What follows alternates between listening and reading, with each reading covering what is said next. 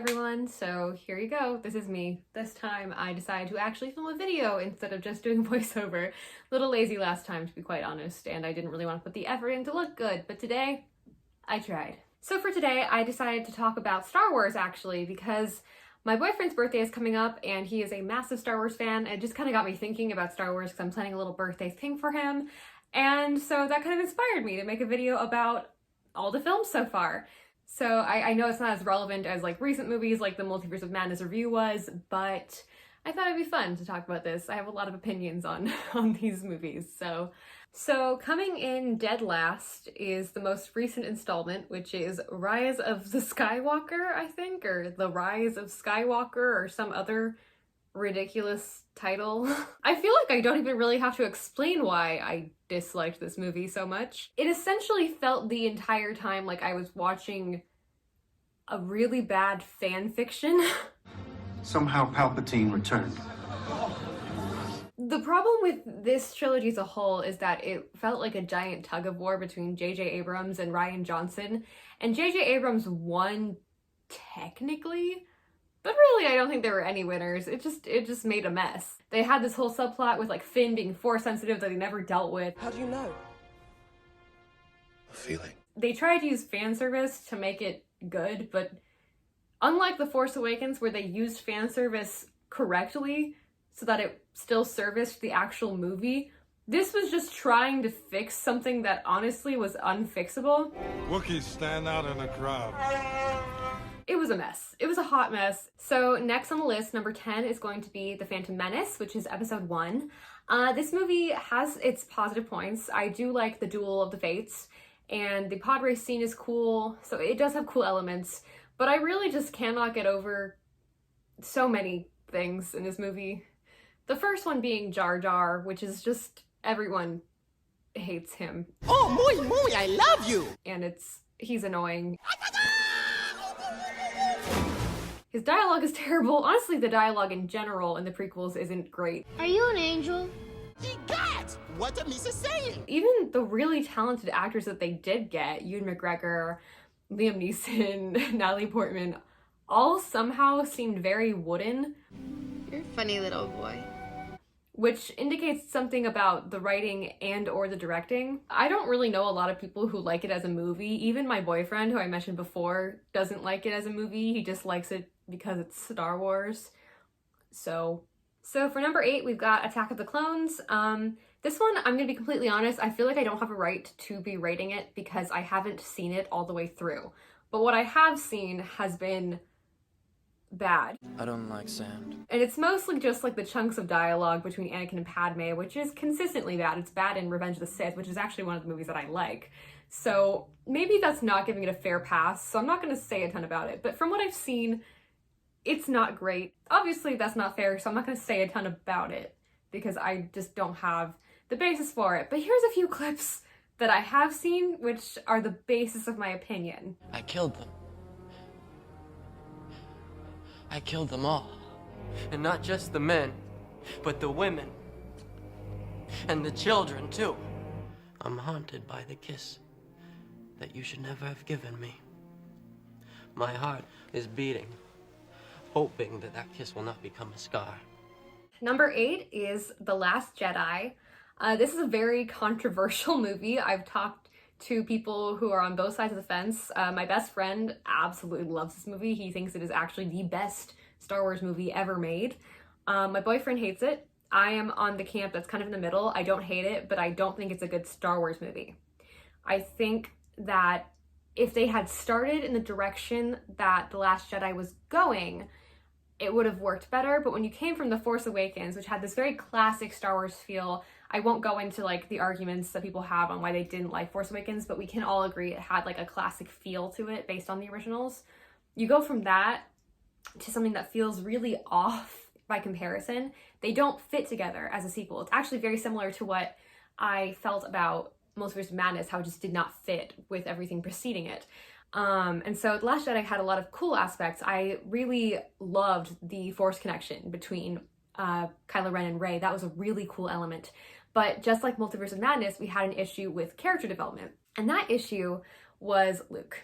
Luke did not feel like the same character that was written in the originals. And yeah, you can say he's been through a lot, but he didn't behave at all like the original. And actually, Mark Hamill flat out said he did not like what they did with his character. My last criticism for this, I'm going to justify before I say it because I'm afraid people will attack me for it.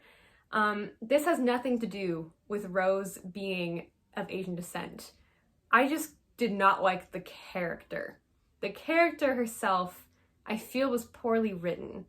And so that doesn't justify any of the hate that Kelly Marie Tran got. She's done a great job in other things. I thought she was really good in Raya. And honestly, that was probably more a problem with her character's writing than her performance. But that doesn't really change the fact that her sister, who had like 10 minutes of screen time total, was still a more interesting and more believable character than she was. They also gave her a very weird romance arc with Finn, even though in the first movie they really tried to emphasize that Finn had a crush on Rey. Got a boyfriend? Cute boyfriend? None of your business, that's why. So why is he suddenly with someone who he honestly didn't have any chemistry with? That's how we're gonna win. Not fighting what we hate. Saving what we love. Nothing against Kelly Marie Tran, but not a fan of Rose. I'm kind of okay with Rose not being in Rise of Skywalker, even though I really hated that movie. So next up on my list is actually Solo, which is the first one that I've listed, I believe, that's not a part of any of the 3 trilogies. I thought that this was actually a really, really fun movie. This is the first one on the list that I actually really liked. I enjoy watching it. It's just a lot of fun, and the performances just really fit the characters. I thought they were, Han Solo in particular, I cannot remember the actor's name, but he did a great job embodying that character in my opinion. And it was just really cool getting to see like the Kessel Run and everything. It was really fun. The only issue with it, honestly, isn't their fault. It's that The Last Jedi upset so many people that they decided not to continue what was definitely supposed to be a series because they leave it on a cliffhanger at the end. And they like randomly decide that Darth Maul's alive, which is apparently something that is involved in the series, but as someone who doesn't watch the series, I was really confused by that. So it's not their fault. I just wish it had continued. So the next one on my list is actually The Force Awakens. I personally really enjoyed it. I know a lot of people didn't because they said it was basically just a ripoff of New Hope, but I kind of enjoyed how much it stuck to the original feel of the trilogies. But I loved Finn, I loved Poe, I loved how they included Han and Chewie without making it feel too aggressively like we need this fan service or the movie is going to fail, which is kind of what Rise of Skywalker did. They included them in a way where it felt natural and it worked really well. It also, honestly, I was never super into Star Wars when I was younger. I think my parents introduced it to me when I was too young to really understand what was going on, so I always remembered it as like, wow, that movie that was kind of confusing and I didn't enjoy it very much. And so when my dad was super hyped to take us to Force Awakens, I was like, I don't really want to go, but it was a family thing, so we all went opening night, and I really, really enjoyed it. So it was kind of the movie that got me to give Star Wars a chance again, and I really enjoyed everything that I watched afterwards, so it gets extra points for that. But yeah, it was a fun movie. So the next movie on my list is Rogue One, which is, I think, a pretty good movie. The reason it's not higher is because I think that the first half of it is pretty slow. I honestly it didn't really hold my interest very well until the second half when they really start, the whole team is assembled, they're finally going to go in and do it. And the first half just kind of didn't hold my attention very well. So that's why it's not higher, but the second half honestly makes up for that pretty well. It's really well done. I love, Jyn was a really cool character. She kind of did what Rey was supposed to do, but better, to be honest, because they were really on this like strong female kick, but this one she had flaws that were more tangible, so she felt like more of a real person. I loved that they never really gave us what we were looking for with her and Cassian, but it was clear that there was something there, which was really cool. I loved the relationship with her dad. It was cool, and the whole team was really, really cool. So I could just do without the first half, personally. I know some people will disagree with me on that, but for me and for a few people I've talked to, it's just the first half is kind of a problem. But it is so action-packed, so entertaining, and so well done when you get to that second half. So that really redeems it for me. Coming in for fourth place is Revenge of the Sith. I think that this is actually a pretty good movie. I know that there is a lot of issues with some of the dialogue, mostly between Anakin and Padme, again. You're so beautiful. It's only because I'm so in love. It's still painful. Hold me. like you did by the lake on Naboo. So long ago when there was nothing but our love. Oof. But overall, the tension builds really well with the way that the Emperor just seduces him. And the conflict with Obi-Wan really just, it works so well. And it really does hit an emotional note. You were my brother, Anakin! I loved you!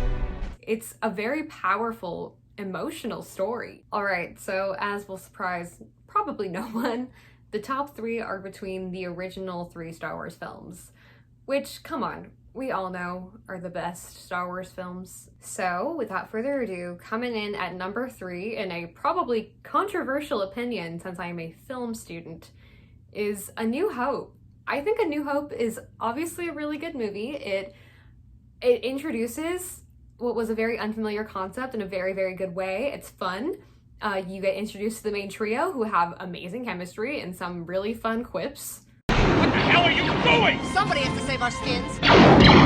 The thing for me is that they needed to do all the world building, so they have an excuse for it, but some of the world building is just a little slow. That's honestly the only thing putting it behind the other 2. But it does a fantastic job introducing the storyline and the characters.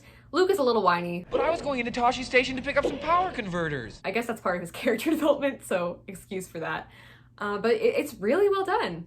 Oh, you know what? The other critique it can have is that Leia, has a British accent for half the movie. The more you tighten your grip, Tarkin, the more star systems will slip through your fingers. And then not the other half. Will somebody get this big walking carpet out of my way?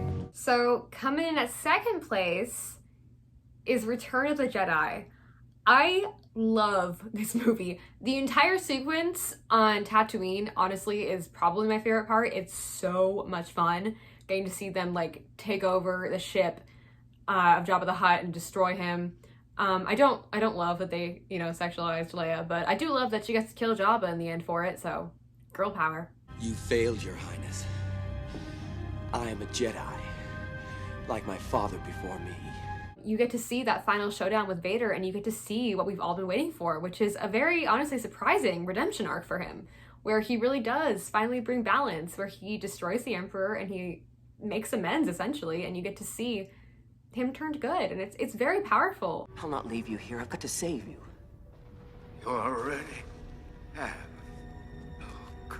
It's a very satisfying conclusion to a very well-written story, but it still can't really hold a candle to my number 1 choice, which, as everyone probably knows by now, is Empire Strikes Back. Empire Strikes Back gave us so many iconic moments, but moreover, at the time that it was being made, sequels were generally not good. So it was the sequel that proved that you could do a trilogy or a series well.